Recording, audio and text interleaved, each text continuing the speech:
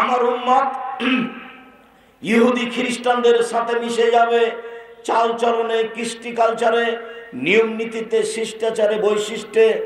ডান হাতের বিঘত যেমন বাম হাতের সমান, ডান হাতের বিঘত যেমন বাম হাতের সমান, এইটা যেমন সমান সমান, আমার উম্মত ইহুদি খ্রিস্টানদের সাথে নিয়ম কানুনে, কৃষ্টি কালচারে, চালচলনে, বৈশিষ্ট্যে মিলে যাবে তেমন।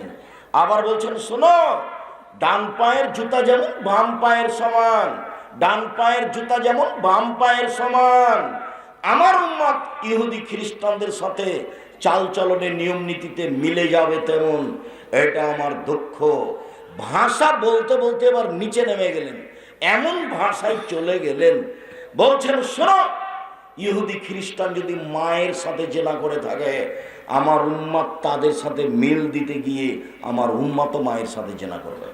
আসাধ্য মিন সিদ্ধান্ত সালাসিনে জিনিয়ে, কেউ যদি জেনে শুনে 1 টাকা সুদ খায়, 36 বার জেনা করে যত পাপ হবে, 1 টাকা সুদ খেলে তার চেয়ে 1000 গুণ পাপ বেশি হবে। সুদের পাপকে জেনার সাথে লাগিয়ে দেওয়া হলো, অথচ জেনাই মহাপাপ, জেনাই মহাপাপ, জেনাই মহাপাপ। এ বাক্যটা বলার আগে যে কথাটা বলছিলাম সেটা একটু বলে নি, যে বাপ মায়ের অবাধ্য চললে মানুষ জাহান্নামে যাবে, এ কথাই ঠিক, কিন্তু ভাষা এমন নয়। যেমন আব্দুল্লাহ ইবনে আমর বলেন, আল্লাহ রাসূল বলেছেন জাহান্নামে যাবে, জান্নাতে যাবে না। এক কোন বাপ মাকে মানে না যে, বাপ মাকে মানে না যে সে জাহান্নামে যাবে, কথা শেষ, ভাষা ওরকম নেই। 2 কাম্মা, জুয়া খেলে যে, জুয়া খেলে যে সে জাহান্নামে যাবে। প্রত্যেক যেই খেলাতে টাকার হার জিত রয়েছে সেটাই হলো জুয়া। পৃথিবীর বিভিন্ন দেশে বিভিন্ন ধরনের খেলা হতে পারে, মনে রাখতে হবে প্রত্যেক যেই খেলাতে টাকার হার জিত থাকে সেটাই হলো জুয়া। যেই খেলাতে টাকার হার জিত থাকে না, শরীর চর্চা আছে, সেটা জায়েজ। যেমন ফুটবল, যেমন ক্রিকেট, ব্যাডমিন্টন, র্যাকেট, এগুলো, ভলিবল, এগুলো যখন হার জিতে চলে না তখন জায়েজ, শরীর চর্চা হিসাবে জায়েজ। আর যখন এগুলোতে টাকার হার জিত থাকে তখন এগুলো হারাম, তখন তার নাম জুয়া। উল্লেখ্য যে যেই খেলাতে টাকার হার জিত নেই, শরীর চর্চাও নেই, সেটা আরো খারাপ। টাকার হার জিত নেই, শরীর চর্চাও নেই, সেটা খুব বেশি খারাপ। সেটার ব্যাপার আল্লাহ রাসূল বলেন, বাল নাইবা বিল নারদেশির মাল্লাইবা বিল নারদেশির ফাকাদ আদখালা ইয়াদাহু ফি দামে খিনজির। কেউ যদি চৌসার, ছক্কা, লুডু, দাবা, পাঞ্জা, ক্যারাম বোর্ড, তাস, গেমস, এইসব ধরনের খেলায় অংশগ্রহণ করে যা বসে বসে চলে, যাতে সময় কাটানো হয়, এইসব খেলা যত পৃথিবীতে তৈরি হয়েছে, আরো যত হবে, যাদের নাম আমরা জানি না, যার নাম আমরা জানি না, সেগুলো বসে বসে চলে, সেইগুলোতে কেউ যদি অংশগ্রহণ করে, সে তার হাতকে শুকুরের শোরের রক্তের মধ্যে ডুবিয়ে দিল। অন্য এক বর্ণনায় এসেছে ফাকাদ আসহাবাল কাসেম, কেউ যদি চৌসার, ছক্কা, লুডু, দাবা, পাঞ্জা, ক্যারাম বোর্ড, তাস, গেমস, এসব খেলায় অংশগ্রহণ করে, তাহলে সে তার হাতকে শুকুরের রক্তের মধ্যে ডুবিয়ে দিল এবং সে রাসূলের নাফরমানি করল। বর্তমানের সঙ্গে মুনাফিকি করো না তুমি, তোমাকে আমি খুব ভালোবাসি, এই কথাই ঠিক। আজকে বাড়িতে গিয়ে ক্যারাম বোর্ডটা ভেঙে ফেলবে আগে, তারপরে ঘুমায়ও। বক্তব্যটা মানা তোমার ভালো হবে, রেখে দিয়ে ঘুমালে তুমি মুনাফিক। তুমি আমার বক্তব্যের সাথে মুনাফিকি করেছো, যেটা আমি চাই না, যেটা আমি কোনোদিন চাইনি। তুমি এইভাবে বসে বসে খেলবা কেন? আর তোমার মায়ের স্বভাবের কথা বলি, তোমার মার কত ন্যাক্কারজনক, নোংরা, ঘৃণিত স্বভাব। তোমার মা তোমার ছোট ভাইয়ের হাতে মোবাইল দিয়ে ওকে গেমস খেলতে লাগিয়েছে, ও ব্যস্ত আছে, আর তোমার মা স্টার জালসা দেখে। এটা তোমার মা। তোমার মা হলো হস্তিনী মহিলা, এ নাম হলো হস্তিনী মহিলা। তোমার বাপের উচিত একে তালাক দেওয়া। আমি তালাক দিতে আদেশ করিনি, তবে পরামর্শ থাকছে। হিসাব ফলাফল এটাই। এমন মহিলা সংসারে কোনোদিন কল্যাণ আনতে পারে না। এর স্বভাব খারাপ, এর আচরণ চালচলন চরিত্র খারাপ। এ হস্তিনী মহিলা এ কি করে বাচ্চার হাতে মোবাইল দিয়ে গেমস খেলতে লাগিয়ে নিচে টিভিতে স্টার জালসা দেখে, আরো কিছু ল্যাংটা মেয়ে দেখে, নানান কিছু দেখে। এ লজ্জা বেঁচে খেয়েছে। এর কাছে সরব ইতস্তবোধ নেই, এর হিসাব নিকাশ নেই। এ আসলে মা নয়।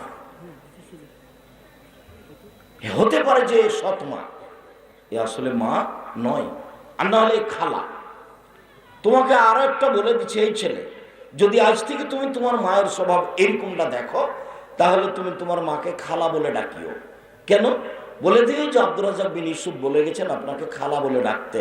আপনি নাকি আমাদের খালা, আপনি নাকি আমাদের মা নন। কেন? যে আপনি তো আমাদের ছোট ভাইয়ের হাতে গেমস খেলা দিয়ে আপনি স্টার জলসা দেখেন, আপনি মা কি করে হলেন? মা কি এমন হয়? মা কি ছেলের অকল্যাণ চাই? তার নামই কি মা? মা কি ছেলের অকল্যাণ চাই? তার নামই কি মা? না তো, সে তো মা নয়। যে ছেলে মেয়ের কল্যাণ চাই সেই হলো মা। যদি চাই মাই জানে না মা কাকে বলে।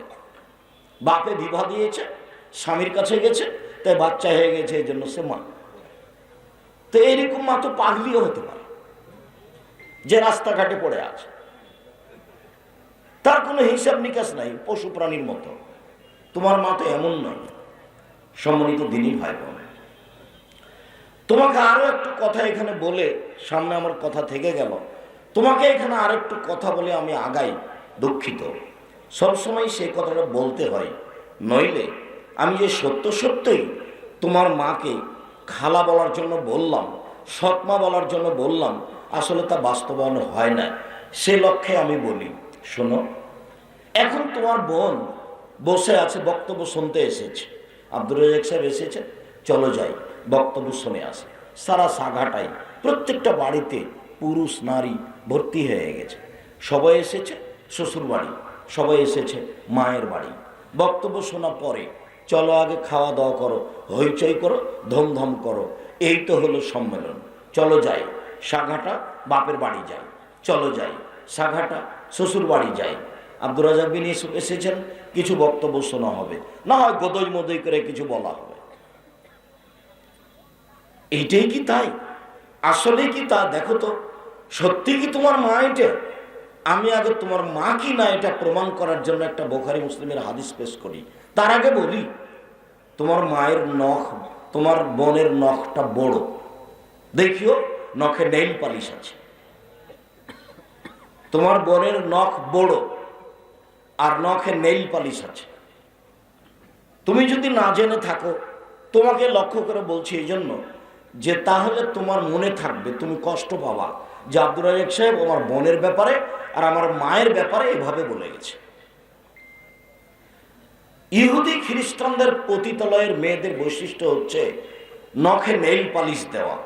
ইহুদি খ্রিস্টানদের পতিতালয়ের মেয়েদের বৈশিষ্ট্য হচ্ছে নখ বড় করা, নখে নেইল পালিশ দেওয়া।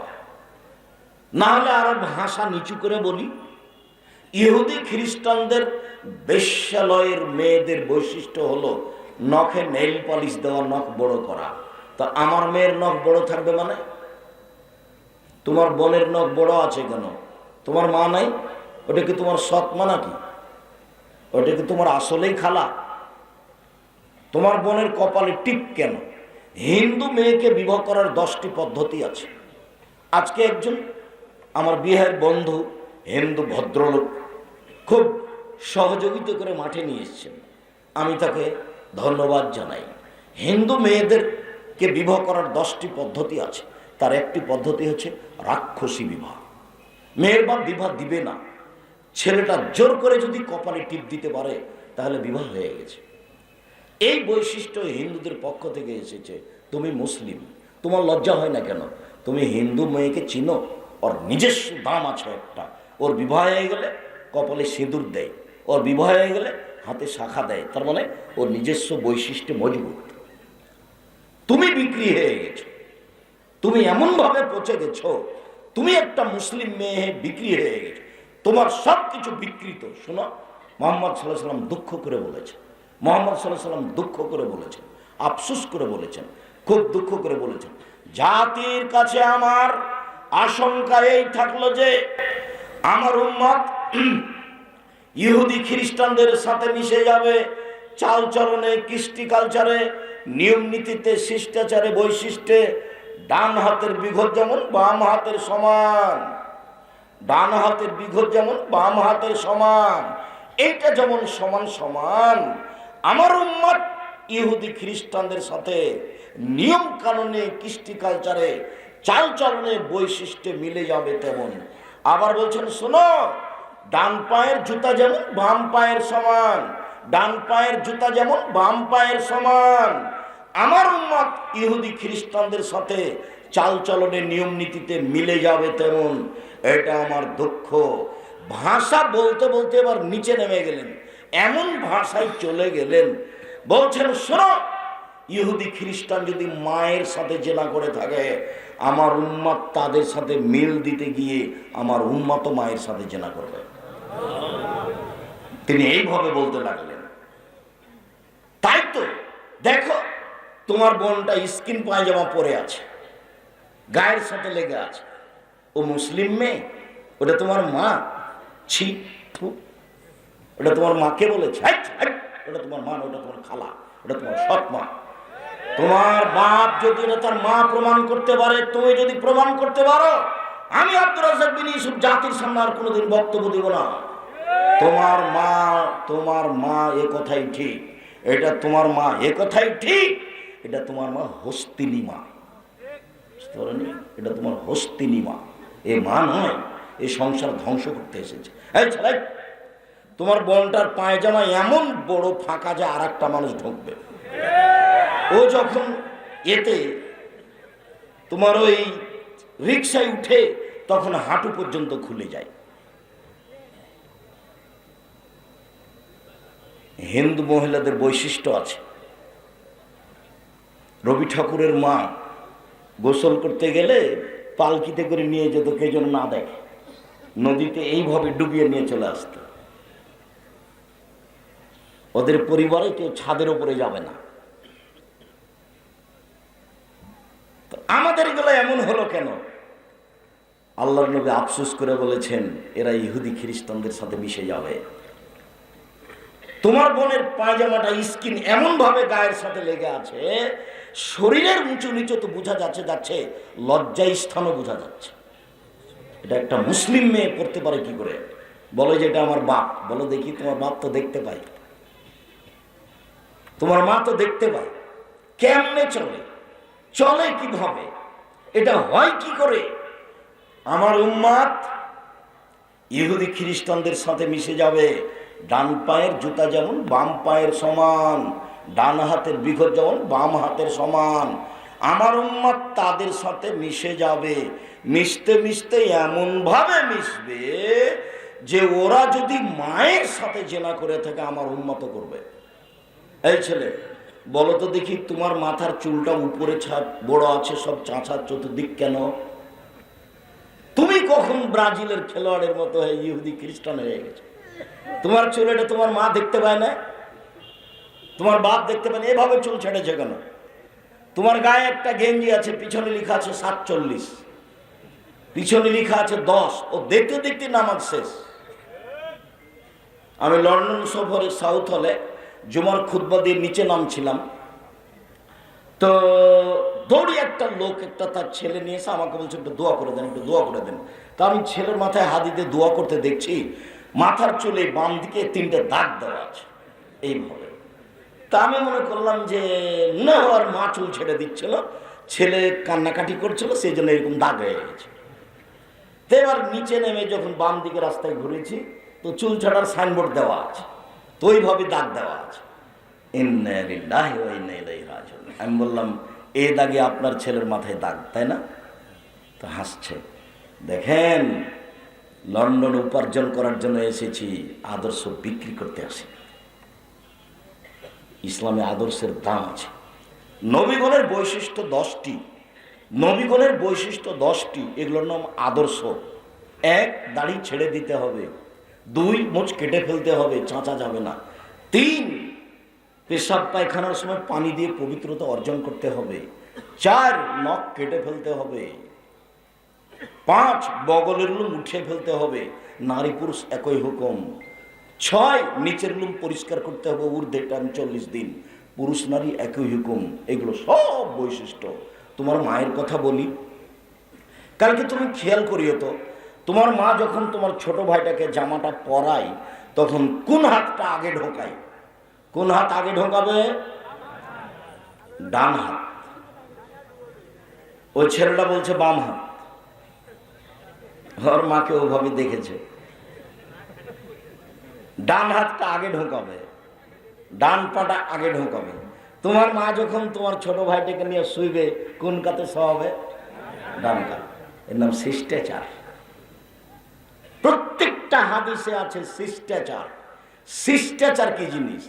1 মিনিট, শিষ্টাচারের কথা বলে আবার ফিরে যাচ্ছি কথায়, মূল কথায় আছি যে 1 টাকা সুদ খেলে 36 বার জেনা করে যত পাপ হবে, 1 টাকা সুদ খেলে তার চেয়ে বেশি পাপ হবে, অথচ জেনা মহাপাপ।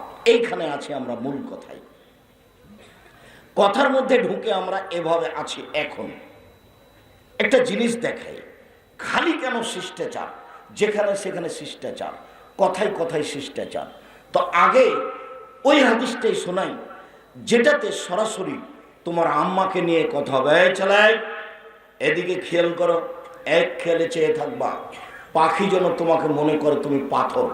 আর যারা দাঁড়িয়ে আছেন, আমি অনুরোধ করব, কষ্ট হলেও আপনি হাঁটাহাঁটি করবেন না। আমি জানি 10 মিনিট দাঁড়িয়ে থাকা যায় এক খেয়ালে, 20 মিনিট যায়, তারপরে আর যায় না, যার কারণে বসা ভালো।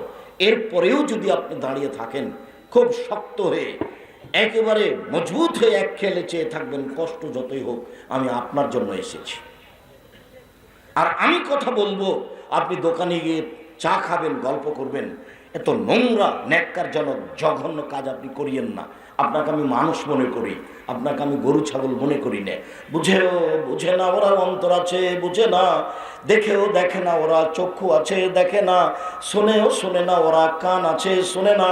উলাইকা কালানাম, তারা পশু প্রাণীর মতো, তারা গরু ছাগলের মতো, তারা কুকুর শ্রীগালের মতো, বালু মাজাল বরং তার চেয়ে খারাপ। আল্লাহ মানুষকে কুকুর শ্রীগালের চেয়ে খারাপ বলছে। 10 কিলোমিটার, 20 কিলোমিটার, 30 কিলোমিটার, 50 কিলোমিটার থেকে মানুষ এসে সামনে বসে আছে, আর আপনি চায়ের স্টলে বসে আছেন। মানে আপনার একটু লজ্জা হয় না কেন? আপনার একটু শরম হয় না কেন? আপনার একটু হায়া হয় না কেন? আপনার একটু ইতস্তবোধ হয় না কেন? মিছিল করে করে কি আপনি একেবারে পেশাব পায়খানার সাথে মিশে গেছেন? আপনি ওখানে থাকবেন কেন? আমি আব্দুর রাজ্জাক বিন ইউসুফ 90 সাল থেকে মাঠে আছি। সাঘাটা কলেজ মাঠে বক্তব্য দিয়েছিলাম 1995 সালে। দীর্ঘ 34 বছর আমি কোনোদিন অপ্রয়োজনীয় বাক্য বলিনি। দীর্ঘ 34 বছর আমি কোনোদিন কেসা কাহিনী বলিনি। দীর্ঘ 34 বছর আমি কোনোদিন মাঝহাব নিয়ে কথা বলিনি। দীর্ঘ 34 বছর আমি কোনোদিন সরকার নিয়ে কথা বলিনি। আমি দাবি জানিয়েছি যে এলাকায় আমি উপস্থিত হব, সেই এলাকার নারী পুরুষ সবাই আসবে, আসতেই হবে। এমনকি যত হিন্দু পরিবার আছে তাদেরকে আসতে হবে। আমি তাদেরও কিছু না কিছু উপকার করবই করবো ইনশাআল্লাহ।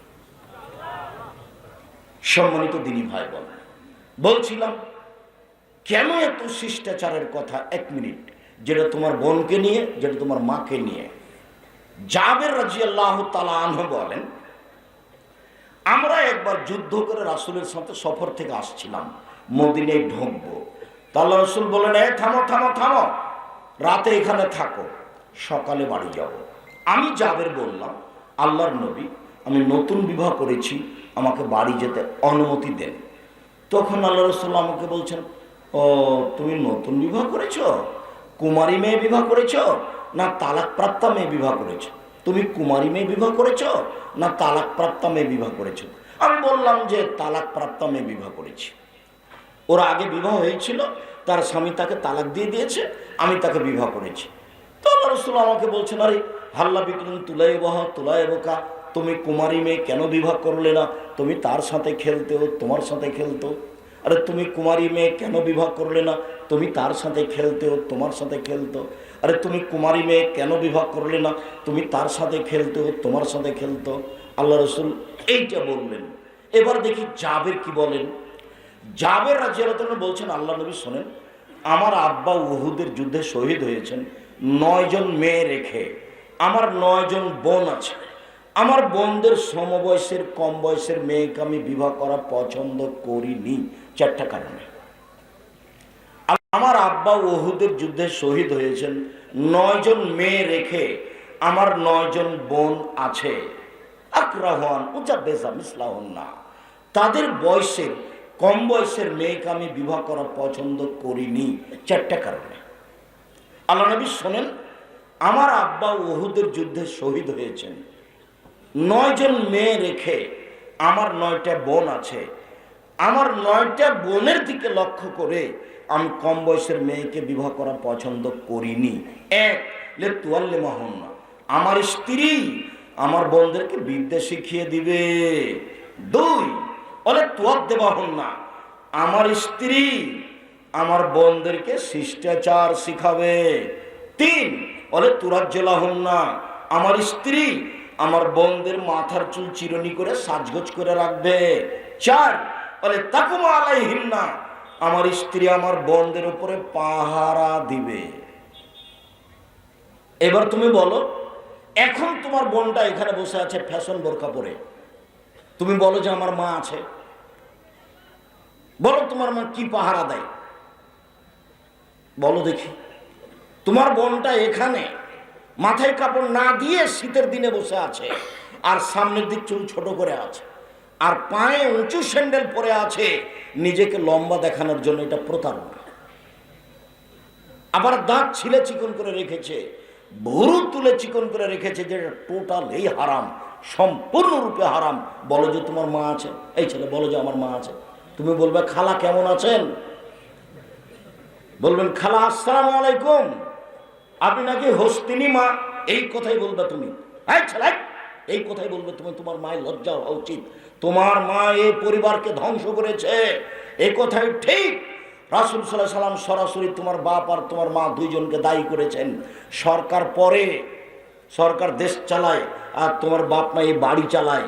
মুহাম্মদ সাল্লাল্লাহু আলাইহি সাল্লাম তোমার মাকে আর তোমার বাপকে এই পরিবারের দায়িত্ব দিয়েছেন। 1 মিনিট শোনো, এদিকে দেখো। আল্লাহ নবী বলছেন, মান আলা সালাসা বানাতিন, কেউ যদি 3টা মেয়ের লালন পালন করে, 1 আদাবাহুন্না, ভালো শিষ্টাচার শিখিয়ে দেয়। শিষ্টাচার কি জিনিস? শিষ্টাচার কি খাওয়ার জিনিস? 2 সাকাহুন্না, তার খানা পানির ব্যবস্থা করে। 3 তাসাহুন্না, তাকে কাপড় চোপড় পরায়। কুন্না লাহু ইয়াউমাল কিয়ামা হিজাবান মিনান নারে, তাহলে এই 3টে মেয়ে বিচার মাঠে জাহান্নাম এবং বাপের মাঝে অন্তরাল হবে। ওইদিকে থাকবে জাহান্নাম, আর এইদিকে থাকবে বাপ, আর মধ্যে থাকবে মেয়েরা। মেয়েরা বলবে আমার বাপকে আগে জান্নাতে দেন, তারপরে কথা। মেয়েরা কোথায় আছে? মাঝখানে। আমি এই কথা বলিনি, এই কথা মুহাম্মদ সাল্লাল্লাহু আলাইহি ওয়াসাল্লাম বলেছে। তার 1 নম্বরে কথা আছে, ওই বাপ মেয়েকে শিষ্টাচার শিখিয়ে দিয়েছে। শিষ্টাচার কি জিনিস গো? শিষ্টাচার কি খাওয়ার জিনিস নাকি? শিষ্টাচার কি জিনিস? শিষ্টাচার হলো আদব কায়দা। এই যে তোমার বোনটা ফ্যাশন বোরকায় এসেছে, এটা শিষ্টাচার নয়। এই যে ভুরু তুলে এসেছে, এটা শিষ্টাচার নয়। এই যে দাঁত ছিলে চিকন করেছে, এটা শিষ্টাচার নয়। এই যে উঁচু স্যান্ডেল পরে নিজেকে লম্বা দেখাচ্ছে, এটা শিষ্টাচার নয়। এই যে স্কিন পায়জামা পরে আছে, এটা শিষ্টাচার নয়। এই যে সামনের চুল ছোট করেছে, এটা শিষ্টাচার নয়। এই যে আঁটো সাঁটো বোরকা পরে আছে, এটা শিষ্টাচার নয়। এগুলো সব শিষ্টাচার বিরোধী। আল্লাহর নবী এই শিষ্টাচারের কথা বলেছেন, তাহলে সে বাপ জান্নাতে বাপ জান্নাত যাবে। এইসব নীতি হচ্ছে ইহুদি খ্রিস্টানদের নীতি। ওদের শিষ্টাচার তোমার মা তোমার বোন গ্রহণ করেছে, তাই তো তোমার বোনের হাতে এরকম মোবাইল আছে, তাই তো তোমার মা এইসব স্টার জালসানে ব্যস্ত আছে। তোমাদের পরিবারটা কবরে চলে গেছে, এর নাম পরিবার নয়। সম্মানিত দিনী ভাই বোন, রাসূল সাল্লাল্লাহু আলাইহি সাল্লাম বললেন যে, রাসূল সাল্লাল্লাহু আলাইহি সাল্লামের সামনে জাবের বললেন, আমার স্ত্রী আমার বোনদেরকে বিদ্যে শিখাবে। বিদ্যে কি জিনিস? আমার স্ত্রী আমার বোনদেরকে শিষ্টাচার শিখাবে। শিষ্টাচার কি জিনিস? আমার স্ত্রী আমার বোনদের মাথার চুল চিরুনি করে সাজগোজ করে দিবে। দেখিও তোমার বোনের চুল কিভাবে কাটা আছে সামনে থেকে। মেয়েদের মাথার চুল কাটা যাবে জন্মের 7ম দিনে, আর নয়। দেখো তোমার বোনটার মাথার চুল কেমন হয়ে আছে। আমার স্ত্রী আমার বোনদের মাথার চুল চিরুনি করে দিবে। আমার স্ত্রী আমার বোনদের উপরে পাহারা দিবে। তোমার মা তোমার আর তোমার বোনের পাহারাদার। হাদিস বুখারী মুসলিম। হাদিস বুখারী মুসলিম মানে আম গাছে যা ধরতে পারে ধরে না, আম গাছে জাম ধরতে পারে ধরে না, অমাবস্যার রাতে চাঁদ উঠতে পারে উঠে না, শুয়ের ছিদ্র দিয়ে লাঙ্গলের পা ঢুকতে পারে ঢোকে না, শুয়ের ছিদ্র দিয়ে লাঙ্গলের পা ঢুকে যেতে পারে, আম গাছে জাম ধরে যেতে পারে, অমাবস্যার রাতে চাঁদ উঠে যেতে পারে, অবাস্তব ঘটনাগুলি ঘটে যেতে পারে। এরপরেও আমি যেটা বললাম সেটা সন্দেহ আছে বলে কেউ যদি কিয়ামত পর্যন্ত চেষ্টা করে, সরিষা ঢোকাতে পারবে না। যা বলছি তাই থাকবে, তার নাম বুখারী মুসলিম। যা বলছি সেটাই থাকবে, তার নাম শিষ্টাচার। চলো উপস্থিত বৈঠকের দিনই মুসলিম বোন, আপনাকে বলছি, আপনি মনে কিছু নিয়েন না। এতবার বলার পরে আপনি ছোট ব্লাউজ পরে আছেন, এখন আপনার গায়ে ফ্যাশন বোরকা আছে, বাড়িতে গিয়ে জ্বালিয়ে দিন। সত্য সত্যই যদি আপনি মুসলিম হন, এদিকে দেখেন, মুসলিম মানে মেনে নিয়েছি, ইসলাম মানে মেনে নেওয়া। ইসলাম মানে 1 গিলাস পানি পান করলে 5টা শিষ্টাচার লাগে। 1 শিষ্টাচার নম্বর 1 ডান হাত, 2 শিষ্টাচার নম্বর 2 বসে, শিষ্টাচার 3 শ্বাসে, শিষ্টাচার 4 বিসমিল্লাহ বলে, শিষ্টাচার 5 পান শেষে আলহামদুলিল্লাহ। 1 গিলাস পানি পান করতে 5টা শিষ্টাচার লাগে। শিষ্টাচার কি জিনিস? বাড়িতে ঢুকলে সালাম দিয়ে ঢুকতে হয়, এটা তো আবার গায়বান্ধা। ইন্না লিল্লাহ। গায়বান্ধা বলে কি বলতে চাইলেন আব্দুর রাজ্জাক সাহেব? গায়বান্ধা বলে বলতে চাইলাম সাতক্ষীরার মতো, ওইদিকে একটা ঘর এইদিকে একটা ঘর, মধ্যে গরুর গাড়ির রাস্তা। কোথায় দরজা? সালাম যে দিবেন তো দরজায় যে নাই, সবই যে ফাঁকা। এইটা হলো যাযাবরের জীবন। যাযাবর মানে যারা ওই যে ট্রেন স্টেশনে থাকে, ফাঁকা জায়গায় থাকে, আহাল পরিবার নিয়ে ছয়ের নিচে থাকে, ওরা যাযাবর। তোমার বাপ মাও কি যাযাবর? বাড়ি ইট দিয়ে ঘেরবে, টাকা আছে, নইলে চটছালা দিয়ে ঘেরবে, নইলে গায়বান্ধার নীতিতে, নইলে গায়বান্ধার নীতিতে সুপারির গাছের ডাল দিয়ে ঘেরবে, বাড়ি ঘেরে রাখবে, একটা দরজা রাখবে। এ মুসলিম। আব্দুর রাহিম সাহেব গায়বান্ধা বলে কি এটা বলতে চাইলেন? হ্যাঁ অবশ্যই তাই বলতে চাইলাম। গায়বান্ধা বলে আরো বলতে চেয়েছি, গায়বান্ধা বলে আরো বলতে চাইছি, সেটা হলো কি? যৌতুক নেওয়া। প্রায় গার্জেনের এটা মাথায় আছে, ছেলে মানে টাকা লাগবে, ছেলের মেয়ের বাপের কাছ থেকে টাকা নিবে। তোমরা দুবে বেটা ভিক্ষা করে খাবা, তোমার বাপ আর তুমি ভিক্ষা করবে মানুষের কাছে। যদি সাঘাটা থেকে ভিক্ষা না দেয়, গাইবান্ধার ট্রেন স্টেশনে যাবা, মানুষের কাছে ভিক্ষা চাবা, ভিক্ষা করে জীবন কাটাবা। শোনো, হ্যাঁ ছেলে শোনো, ভিক্ষা করা টাকা দিয়ে চাউল কিনে ভাত খেয়ে ইবাদত কবুল হবে। ভিক্ষা করা টাকা দিয়ে চাউল কিনে ভাত খেয়ে ইবাদত কবুল হবে। যৌতুকের টাকা দিয়ে চাউল কিনে ভাত খেয়ে ইবাদত কবুল হবে না। যৌতুকের টাকা দিয়ে চাউল কিনে ভাত খেয়ে ইবাদত কবুল হবে না। এই যে বললাম, দেখি কোন মায়ের বেটা কিয়ামত পর্যন্ত সময় থাকলো ফতোয়া এইভাবে উল্টে ধরতে পারে।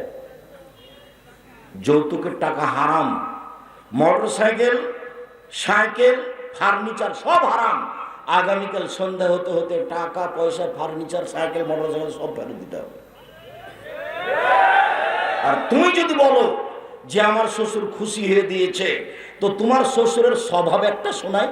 তোমার শ্বশুরের কাছে যদি এখনই ভিক্ষুক যায়, গিয়ে বলে যে একটু ভিক্ষা দেন, তোমার শ্বশুর বলে মাফ করো, মাফ করো, মাফ করো।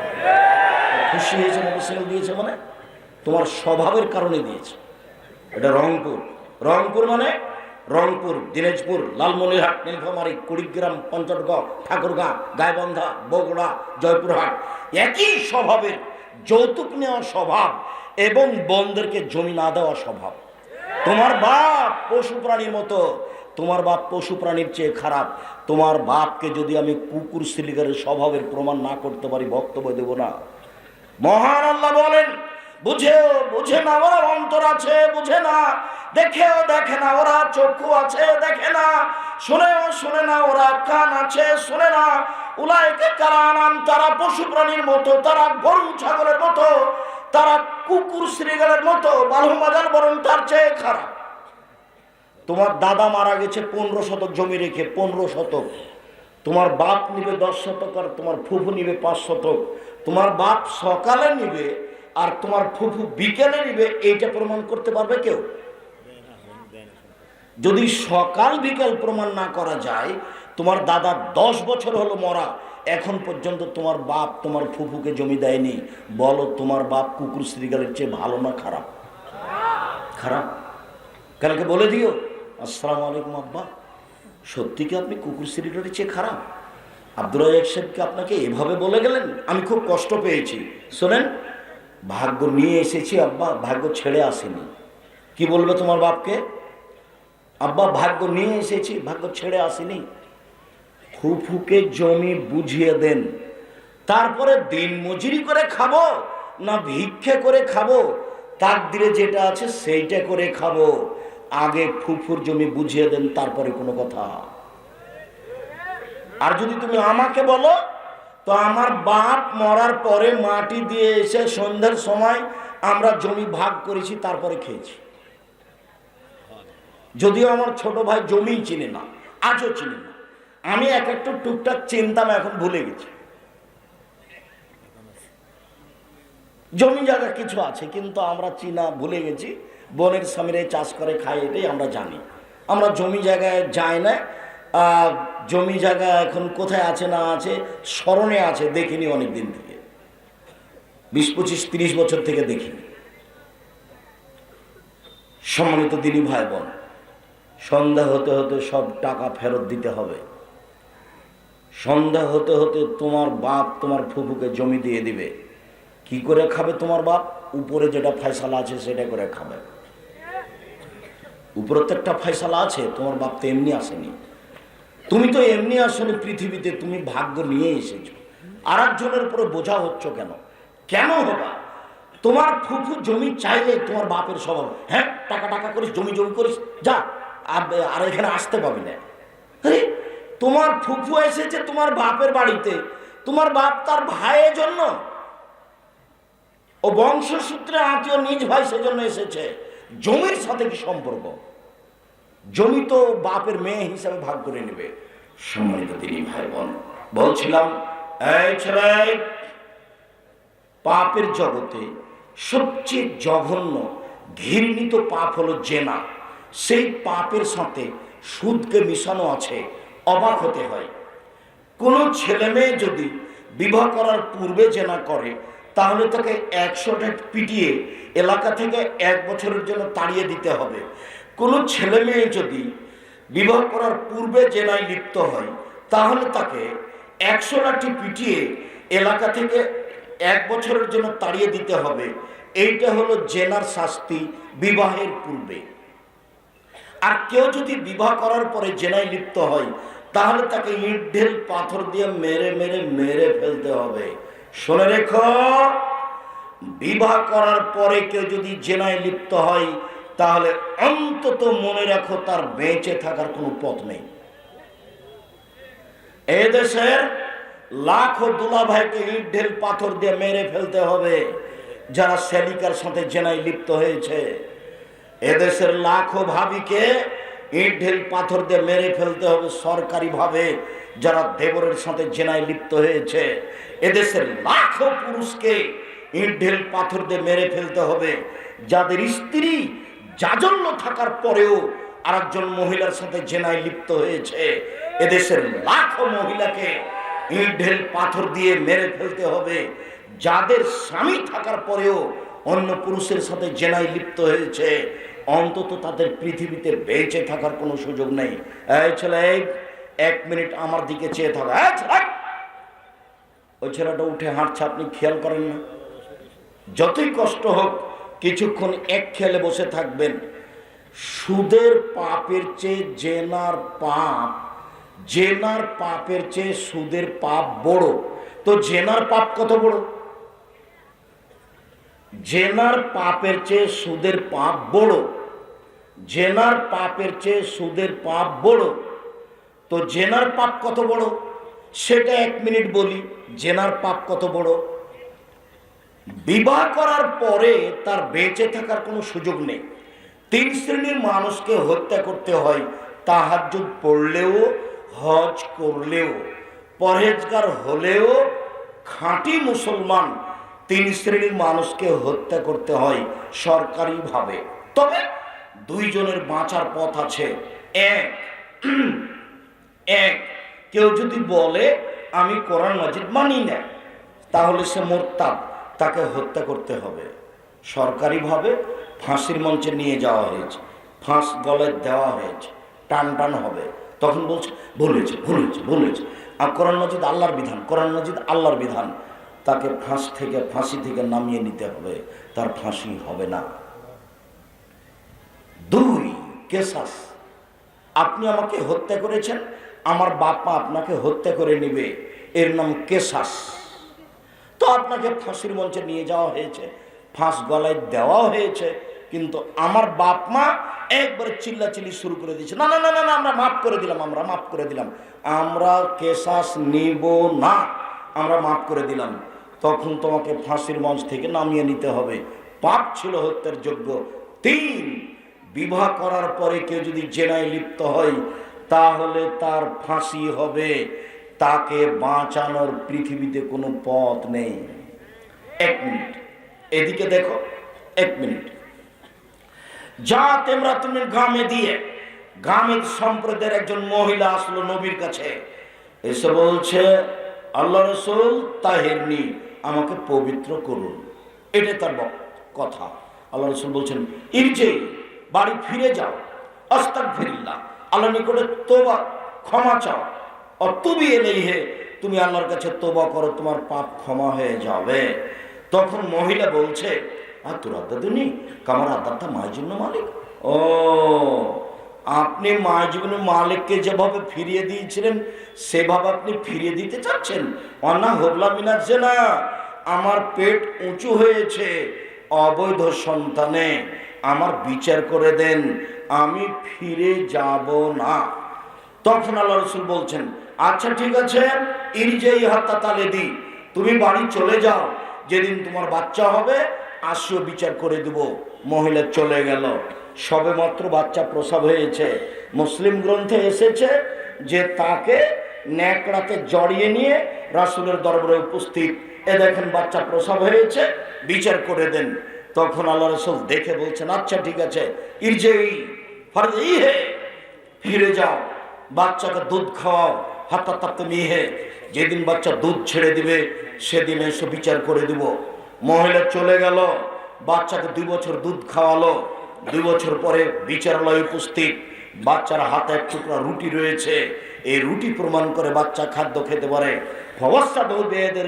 মুসলিমিনা, আল্লাহ নবী বাচ্চাটাকে একজন মুসলমানের হাতে দিলেন, বললেন যাও তুমি এ বাচ্চা লালন পালন করো, সঙ্গী সাথী এই বেহা তোমরা একে নিয়ে যাও, অফিরুল্লাহ মাঠে নিয়ে গিয়ে গর্ত খুঁড়ে বুক পর্যন্ত মাটিতে পুঁতে দাও, ফারজেমুহা, এরপর চতুর্দিক থেকে ইট ঢেল পাথর দিয়ে মেরে মেরে মেরে ফেল।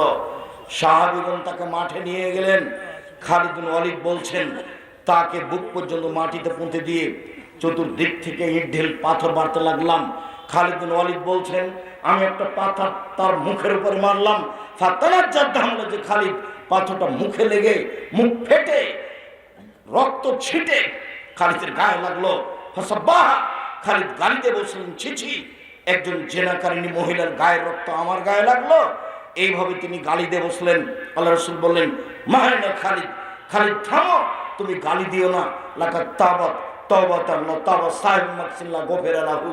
এই মহিলা এত তোবা করেছে, এত ক্ষমা ভিক্ষে চেয়েছে, এরকম তোবা যদি বড় থেকে বড় পাপী করে তবু তার পাপ ক্ষমা করা হবে। খালিদ, একে গালি দিও না। শুধু তাই নয়, এর তোবা যদি মদিনার লোকে সবাকে বন্টন করে দেওয়া হয় তাহলে সবার পাপ ক্ষমা হয়ে যাবে। খালিদ, তুমি একে গালি দিও না।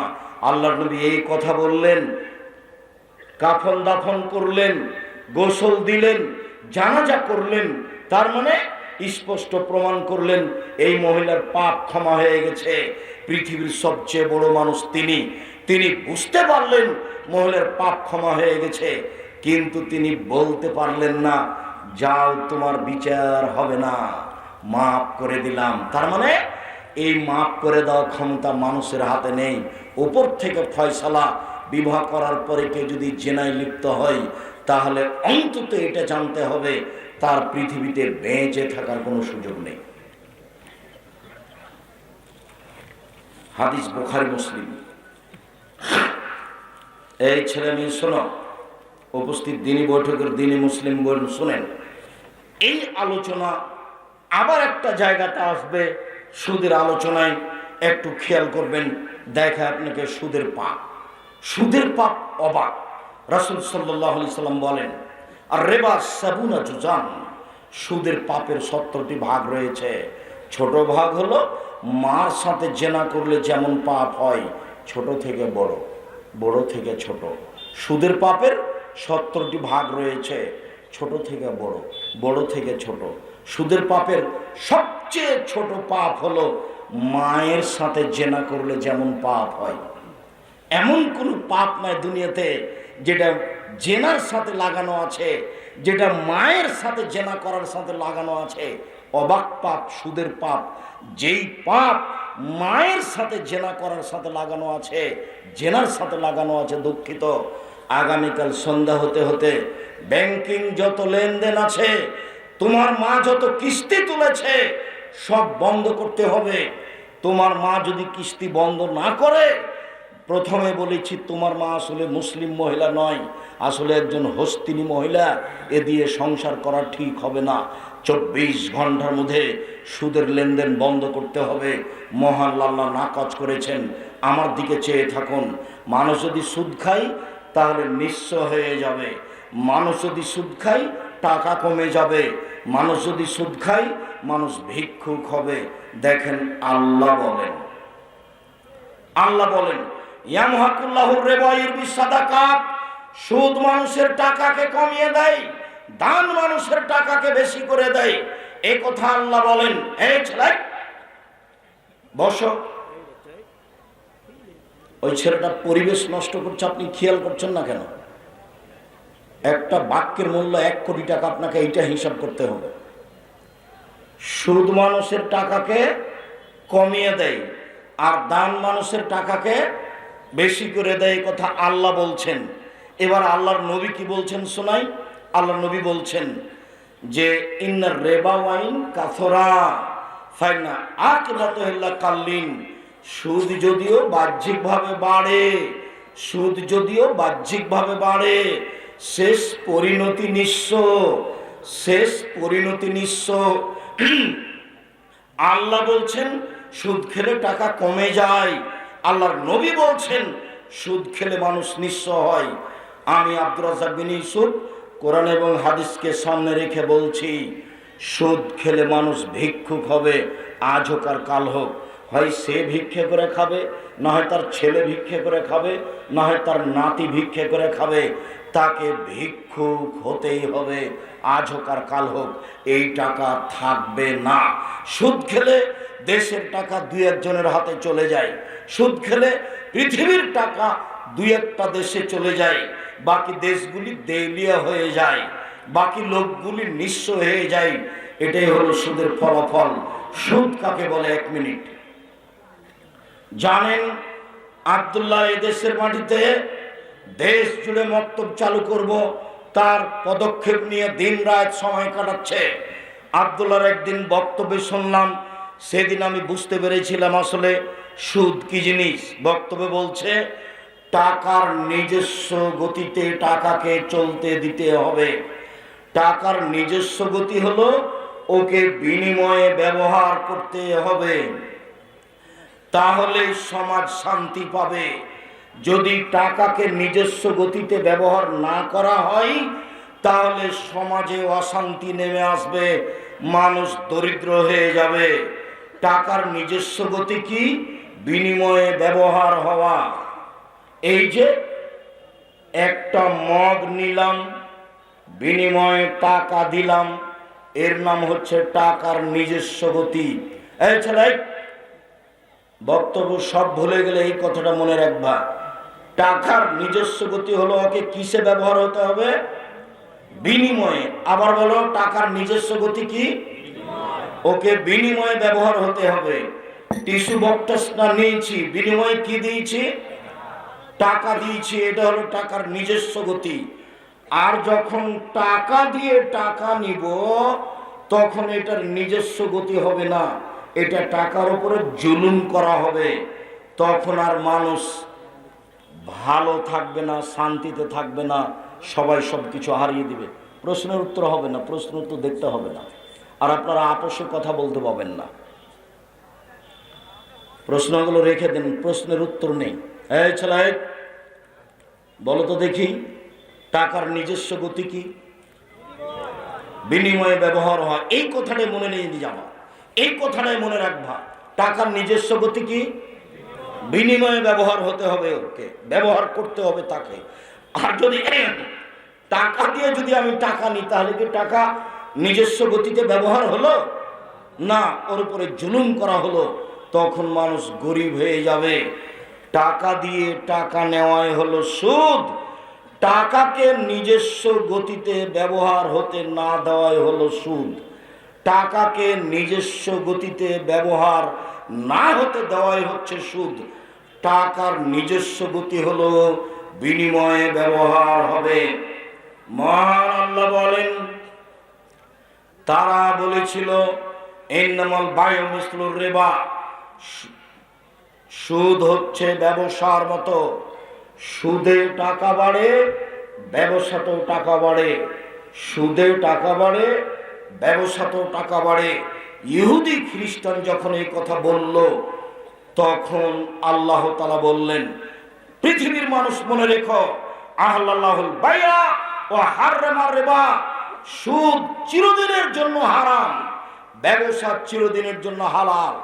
সুদ চিরদিনের জন্য হারাম, ব্যবসা চিরদিনের জন্য হালাল। শুধু তাই নয়, শুধু তাই নয়, আল্লাহ রাসূল বলছেন, তাজেরা সাদেক এখনো ইয়াউমাল কিয়ামা মা শুহাদা সিদ্দিকুন আল আম্বিয়া, সত্যবাদী ব্যবসায়ী বিচার মাঠে নবীগণের সাথে থাকবেন।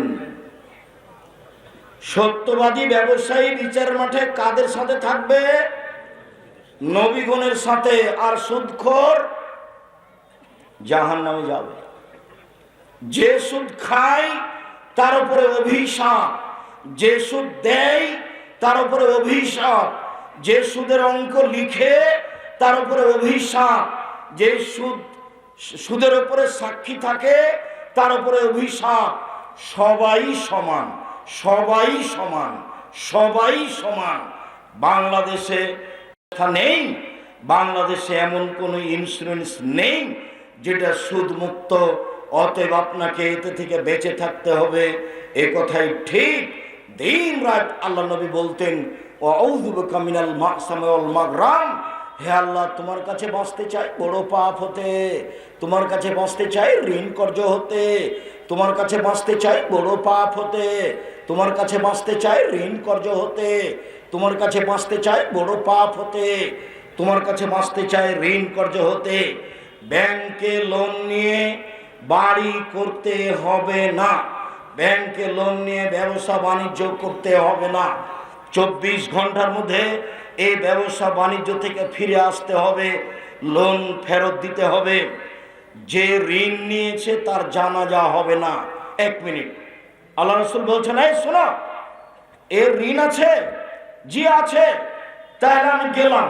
তার মানে যার ঋণ আছে তার জানাজা হবে না, যার ঋণ আছে তার জানাজা হবে না।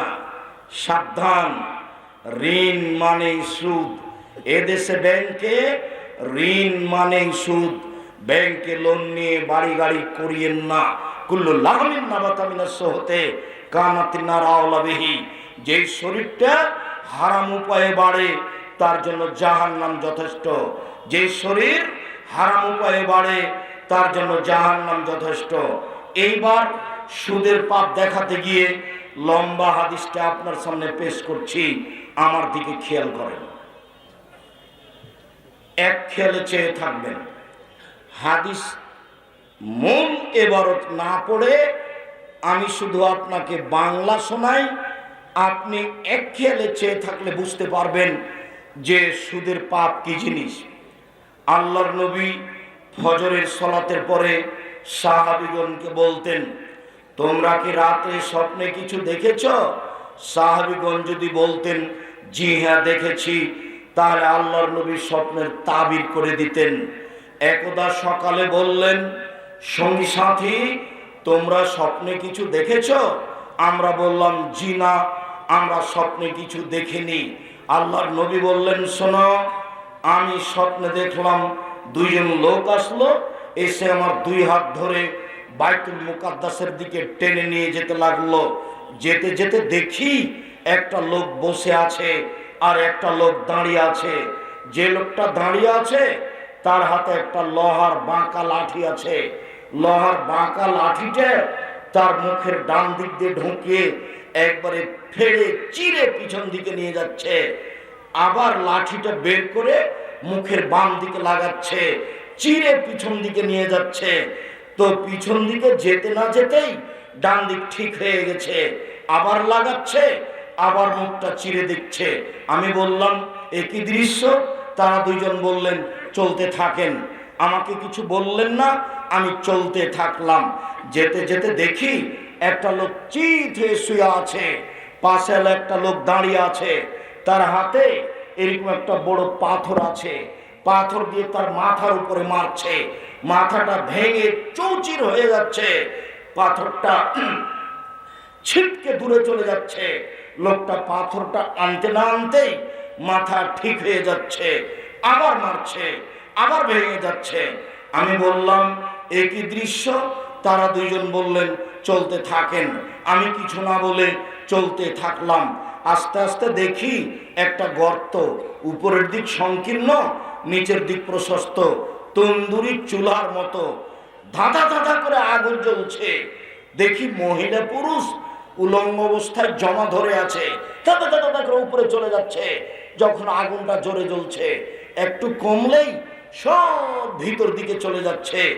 দেখি পুরুষ এবং নারী উলঙ্গ হয়ে জমা ধরে আছে, আগুনে জ্বলছে। আমি বললাম ইন্না লিল্লাহ, একই দৃশ্য, তোমরা একটু বলো একই ঘটনা। তারা 2 জন বললেন চলতে থাকেন।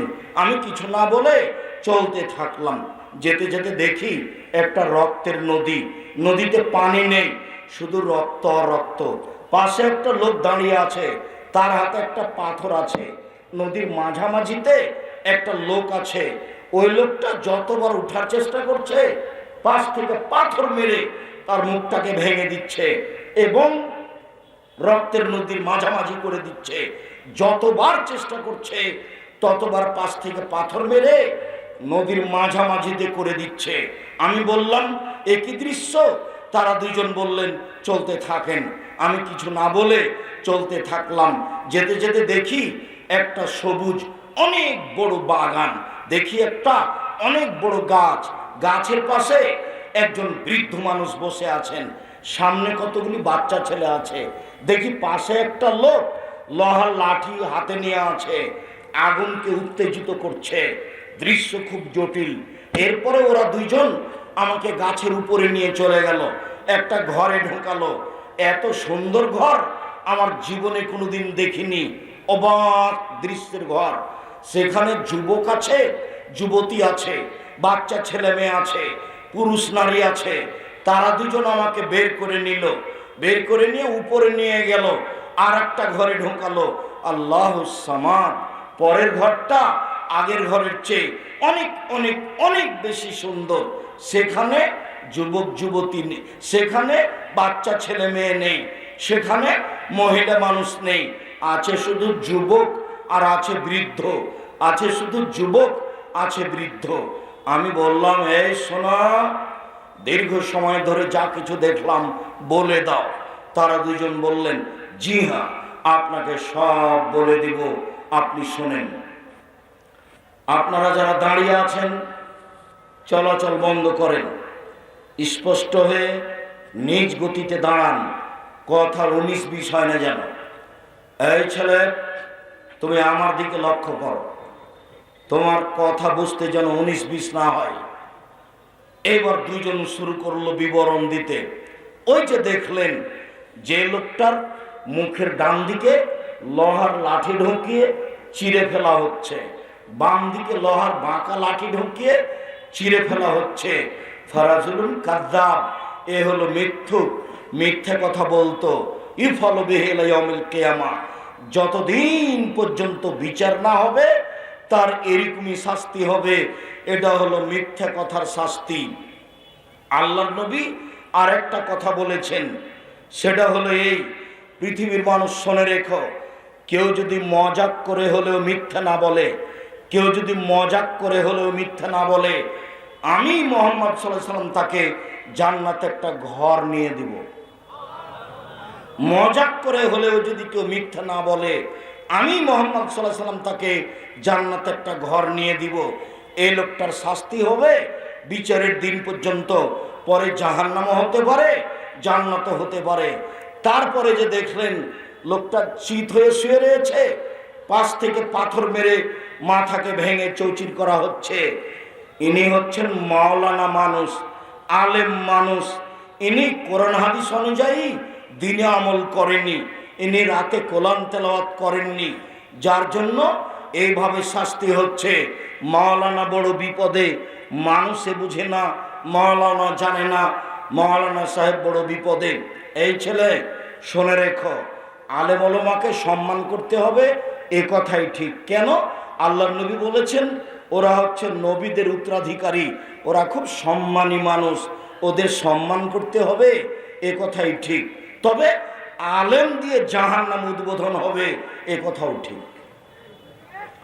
মাওলানা সাহেব দিয়ে জাহান্নাম উদ্বোধন হবে, এ কথাও ঠিক। আল্লাহ নবী বলছেন, আমি একবার জিবরাইলের সাথে উপরে যাচ্ছি মেরাজে, যেতে যেতে দেখি অনেক মানুষ ওদের ঠোঁট এবং জিহ্বাকে আগুনের কেঁচি দিয়ে কেটে দেওয়া হচ্ছে। আমি বললাম, জিবরাইল, ইন্না লিল্লাহ, এ কি কথা? এরা কারা যাদের ঠোঁট এবং জিহ্বাকে আগুনের কেঁচি দিয়ে কেটে দেওয়া হচ্ছে? তখন জিবরাইল বলছেন, হাউলাই খুতুবুল উম্মাতিক, এরা হচ্ছে আপনার উম্মাতের বক্তা। যারা বক্তৃতা করত, আমল করত না, তাদেরই এইরূপ ঠোঁট এবং জিহ্বাকে কেটে দেওয়া হচ্ছে। আল্লাহ নবী বলছেন, শোনো, মাওলানা সাহেবকে জাহান্নামে ফেলে দেওয়া হবে, তারপরে তার নাড়ি ভুঁড়ি বের হয়ে যাবে, ঝুলন্ত নাড়ি ভুঁড়ি নিয়ে ঘুরতে থাকবে। গরুর পায়ে ধান মারলে গরু যেমন ঘুরে, এটা কি দেখেছেন কোনোদিন?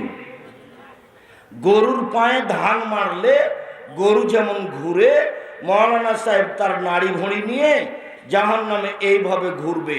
জাহান্নামীরা জমা হয়ে বলবে, মালাক, কি খবর হুজুর, আপনি কেন এখানে? আপনি তো আমাদের ভালো কথা বলতেন, মন্দ থেকে নিষেধ করতেন। তখন মাওলানা সাহেব বলবেন, কি করি, নিজে তো ভালো বলেছি, নিজে ভালো করিনি যে। এই কথা মুহাম্মদ সাল্লাল্লাহু আলাইহি সাল্লাম বলেন, হাদিস সব বুখারী মুসলিম। যার মাথাকে পাথর দিয়ে ফাটিয়ে চৌচির করে দেওয়া হচ্ছে। ইনি হচ্ছেন মাওলানা মানুষ। তারপরে যে দেখলেন গর্তের মধ্যে আগুন ধাঁধা ধাঁধা ধাঁধা করে জ্বলে উপরে চলে যাচ্ছে, আবার নিচে নামছে। ওর ভিতরে পুরুষ নারী জমা হয়ে আছে, উলঙ্গ হয়ে আছে।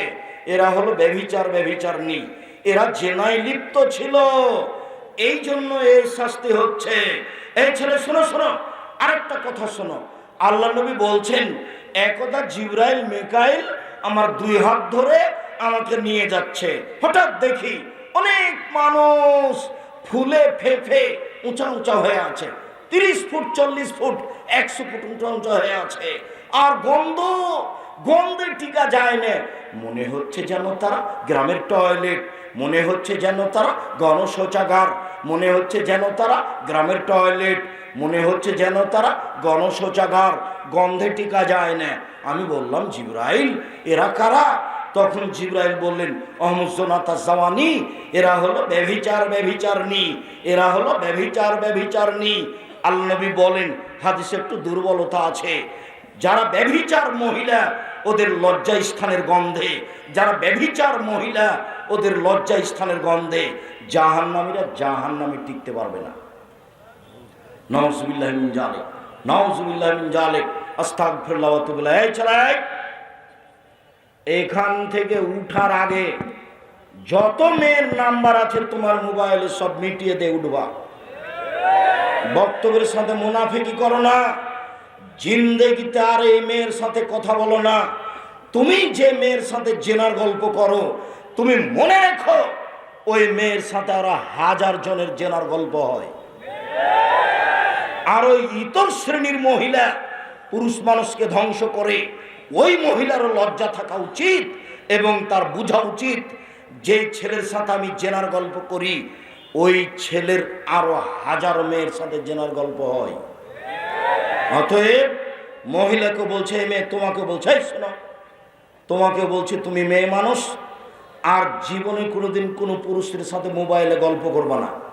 তোমার উচিত, তোমার আব্বার একটা মোবাইল আছে, রিং হচ্ছে, ধরবা না। রিং হচ্ছে ধরবাই না। ধরো যদি, আসসালামু আলাইকুম, যে কে বলছিলেন? আমার আব্বা বাড়িতে নেই, অন্য সময় কথা বলিয়েন। তোমার কণ্ঠটা হবে শক্ত। আর তুমি যদি অন করে দে বলো, ভাইয়া কি বলছিলেন ভাইয়া, তাহলে জেনা বাড়বে। আর এটা গায়বান্ধা মানে কি বলতে চাইলেন আব্দুর রাজ্জাক সাহেব? গায়বান্ধা মানে নোংরা নীতি। কি নীতি? গায়বান্ধা মানে হলো এই, জামাই এসেছে তো যুবতী মেয়েকে বলছে, তোর দুলাভাইকে পান দিয়াই, তোর দুলাভাইকে পানি দিয়াই। আরে অবাক কথা, আরে একটা তো বিবাহ সূত্রে দিয়েছেন, আর একটা ফাও দিচ্ছেন কেন? লজ্জা হয় না একটু? শরম হয় না একটু? হায়া হয় না একটু? জামাই বাড়িতে এসেছে, পানি দিবেন আপনি। জামাই বাড়িতে এসেছে, ভাত দিবেন আপনি, খাবার দিবেন আপনি, সব কিছু আপনি দিবেন। আপনি এখন খাদেম। যেদিন আপনি জামাইয়ের বাড়ি যাবেন সেদিন জামাই হবে খাদেম। আপনি যুবতী মেয়েকে কেন পাঠালেন? গায়বান্ধার এটা বৈশিষ্ট্য। জামাই আসলে যুবতী মেয়েকে জামাইয়ের কাছে পাঠাবে কেন? ও কি মুসলমান নয়? কেন পাঠাবে? শরম কেন হয় না? হায়া কেন হয় না? লজ্জা কেন হয় না? ইতস্তবোধ কেন হয় না? বোধোদয় হয় না কেন? বোধগম্য হয় না কেন? হওয়া উচিত। আমি মুসলিম, মেনে নিয়েছি। আমি মুসলিম, মেনে নিয়েছি। আমার ধর্মের নাম ইসলাম, মেনে নেওয়া। আমার ধর্মের নাম ইসলাম, মেনে নেওয়া। তাই তো আমি মুসলিম, মেনে নিয়েছি। হযরতে নারবি সওয়াব মন মতো চলে যে সেই জাহান্নামে যাবে, মন মতো চলে যে সেই জাহান্নামে যাবে। জাহান্নাম ঘেরা আছে মনের ইচ্ছা দিয়ে, জাহান্নাম ঘেরা আছে মনের ইচ্ছা দিয়ে, জান্নাত ঘেরা আছে ত্যাগ তিতিক্ষা কষ্ট ক্লেশ নিয়ম নীতি দিয়ে জান্নাত ঘেরা আছে। মন মতো চলে যে জাহান্নামে যাবে সে। দাড়ি চাঁচে যে মন মতো চলে সে, দাড়ি ছোট করে যে মন মতো চলে সে, প্যান্ট টাকলু নিচে পরে যে মন মতো চলে সে, মন মতো চলে যে জাহান্নামে যাবে সে। সুদ খায় যে মন মতো চলে সে, ঘুষ দেয় যে মন মতো চলেছে, মন মতো চলে যে জাহান্নামে যাবে যে। ধোঁকাবাজি করে যে, মানুষকে প্রতারণা দেয় যে, মিথ্যে সাক্ষী দেয় যে, রাহাজানি করে যে, জুলুমবাজি করে যে, মনোমতো চলে সে, মনোমতো চলে যে, জাহান্নামে যাবে সে। দোকানে বসে আড্ডা পিটে, মাথায় টুপি দিয়ে ল্যাংটা মেয়ে দেখে, আনন্দ ফুর্তি করে, দোকানে বসে আর একজনের বদনাম গিবাত করে, বদনাম গিবাত করে যে, মন মতো চলে সে, মন মতো চলে যে, জাহান্নামে যাবে সে। সম্মানিত দিনী ভাই বোন, জেরা মহাপাপ। তারপরে যে আপনি দেখলেন লোকটা রক্তের নদীতে পড়ে আছে, এ হলো সুদখোর। যে সুদ খাবে তাকে রক্তের নদীতে ফেলে দিয়ে তার মাথাকে পাথর দিয়ে ভেঙে চৌচির করা হবে। কেউ যদি 1 টাকা সুদ খায়, 36 বার জেনা করে যত পাপ হবে, 1 টাকা সুদ খেলে তার চেয়ে বেশি পাপ হবে। 2, কেউ যদি সুদ খায়, সুদের পাপের ছোট ভাগ হলো মার সাথে জেনা করলে যেমন পাপ হয়। 3, কেউ যদি সুদ খায় তাহলে তাকে রক্তের নদীতে ফেলে দিয়ে 5 থেকে পাথর বেড়ে তার মুখকে ভেঙে চৌচির করা হবে। সুদ মহাপাপ, ফলাফল জাহান্নাম। 24 ঘন্টার মধ্যে সুদের লেনদেন বন্ধ করে এখান থেকে ফিরে আসতে হবে। কিস্তি বন্ধ করতে হবে জরুরি ভিত্তিতে। সারা সাঘাটা থানা, গাইবান্ধা জেলা, সারা উত্তরবঙ্গের জনগণকে, সারা পৃথিবীর বাঙালিকে বলে গেলাম জাতির উদ্দেশ্যে, পৃথিবীর দ্বীনি মুসলিম ভাই বোন, বাংলা ভাষায় যারা বক্তব্য শুনে থাকেন তাদের কাছে জোরালো দাবি থাকলো, 24 ঘন্টার মধ্যে এরকম ন্যাক্কারজনক নোংরা পাপ বন্ধ করুন। আপনার ফলাফল ভালো হবে ইনশাআল্লাহ। আপনি সহজে জান্নাত যেতে পারবেন ইনশাআল্লাহ। শোনেন, ওই যে গাছের পাশে বৃদ্ধ মানুষ বসে আছেন, উনি হলেন জিব্রাইল। পাশে লোকটা আগুনকে উত্তেজিত করছে, উনি হচ্ছেন জাহান্নামের মালিক। আমি যে ডান হাত ধরে আছি, আমি হচ্ছি জিব্রাইল। ইনি যে বাম হাত ধরে আছেন, ইনি হচ্ছে মেকাইল। ওই যে উপর দিকে দেখেন একটা ঘর, এটা আপনার ঘর। তাহলে তোমরা ছেড়ে দাও, আমি ঘরে ঢুকি। জি না, আপনার বয়স এখনো বাকি আছে। যেদিন আপনার বয়স শেষ হয়ে যাবে, আপনি এই ঘরে ঢুকবেন। হাদিসটি বুখারী থেকে শোনাচ্ছিলাম। সম্মানিত দিনী ভাই বোন, আমার মনে বড় স্বাদ, এ দেশের মাটিতে আমি উন্নত মানের প্রতিষ্ঠান গড়বই ইনশাআল্লাহ। যেখানে ছেলে মেয়ে বাংলা ইংরেজি উন্নত মানের শিক্ষা অর্জন করে জাতির অন্যায়ের বিরুদ্ধে লড়বে, মুখে কলমে মিডিয়ায় লড়বে ইনশাআল্লাহ। মুখে আছি, মিডিয়া সামনে আছে, কলম সাথে আছে। জাতিকে কলমে ফাঁকি দিনি, জাতিকে মুখে ফাঁকি দিনি, জাতিকে মিডিয়ায় ফাঁকি দিনি। জাতির যদি রাস্তাঘাট করে দিতে না পারি, জাতির যদি স্কুল কলেজ করে দিতে না পারি, জাতিকে চূড়ান্ত সঠিক ধর্ম দিতে পারবো ইনশাআল্লাহ। আপনাদের জামিয়া সালাফে 5000 ছেলে মেয়ে পড়াশোনা করে, 410 জন এতিম আছে, 300 জন শিক্ষক শিক্ষিকা আছেন, 32 লক্ষ টাকা মাসে বেতন লাগে। দেশের সর্ববৃহৎ সর্বোচ্চ প্রতিষ্ঠান জামিয়া সালাফিয়া। জামিয়া সালাফের রূপগঞ্জ নারায়ণগঞ্জে মার্চের 7-8 সম্মেলন আছে। নিজের প্রতিষ্ঠান হিসাবে, নিজস্ব প্রতিষ্ঠান হিসাবে যাবেন, যথাযথভাবে সম্মান করার চেষ্টা করা হবে। সেখানে একটা মসজিদ তৈরি হচ্ছে 200 শতক জমির উপরে, 6 বিঘা জমির উপরে, যার একতলাতে 10,000 মানুষ সালাত আদায় করতে পারবে। সকল দিনী ভাই বোনকে জামিয়া সালাফিয়ার সার্বিক কাজে অংশগ্রহণ করার অনুরোধ জানিয়ে, সম্মেলনে যাওয়ার অনুরোধ জানিয়ে, ডান পাশে যেসব বই পুস্তকগুলি আছে, বিশেষভাবে আব্দুল্লাহর দেশ জুড়ে মক্তব চালু করতে হবে। তারই আপনার সিলেবাস, আদর্শ শিক্ষা এবং কায়দা উসমানী, কে বড় লাভবান কে বড় ক্ষতিগ্রস্ত, আদর্শ নারী আদর্শ পরিবার, বিশেষভাবে জামিয়া সালাফিয়ার